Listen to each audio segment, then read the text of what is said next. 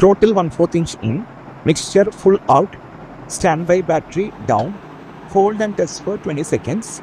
Verify that the green test light stays on.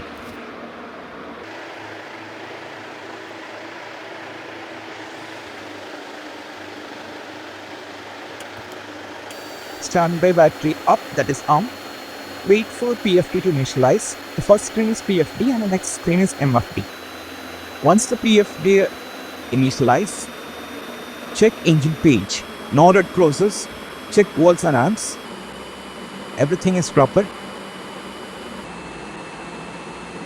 Propeller area is clear, so we can turn on the master. Master has two alt and back switch. Turn both of them on. It's a rocker type switch. Beacon on. Let's prime. First, fuel pump on. Then mixture full rich. We can monitor 3 to 5 seconds fuel flow.